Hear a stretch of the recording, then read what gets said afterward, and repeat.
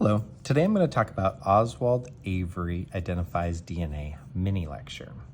So I had previously talked about experiments done by Frederick Griffith that showed that some material was passing back and forth between strains of bacteria.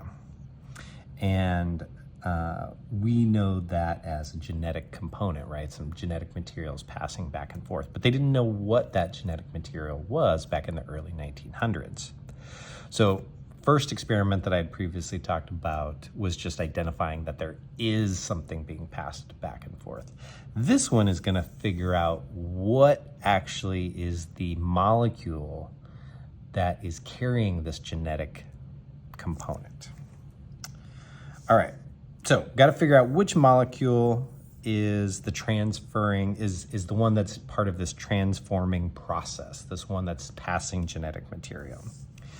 They had 5 different suspects, or 5 different molecules that could be the ones carrying genetic material: polysaccharides, lipids, RNA, proteins, or DNA. Okay, so they're going to test all of these individually.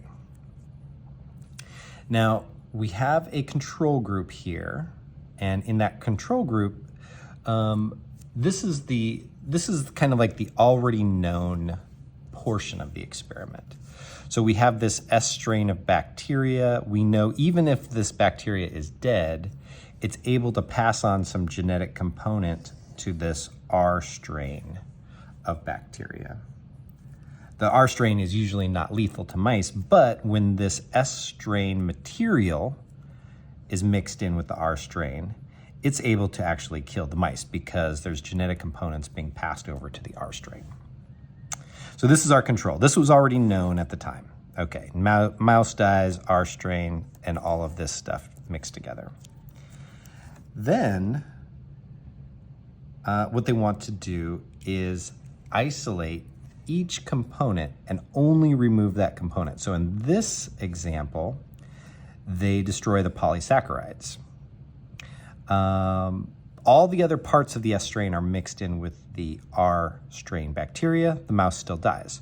So they only removed the polysaccharides, and the mouse still ended up dying. So polysaccharides are not the thing that is transferring genetic material. Same thing with lipids. Only remove the lipids, mouse dies. Only remove the RNA, mouse dies. Only remove the protein, the mouse still dies. So it wasn't any one of these in particular, because by removing them, they didn't keep the mouse from dying. So it wasn't those things that was transferring the genetic material. Let's see here. The last one, DNA, which we do know is what passes along genetic material in the form of genes, right? Well, in this last group, they removed all of the DNA and mixed everything else in with the R strain of bacteria, and the mouse lived. So it wasn't any of these others. It was the DNA that actually did it.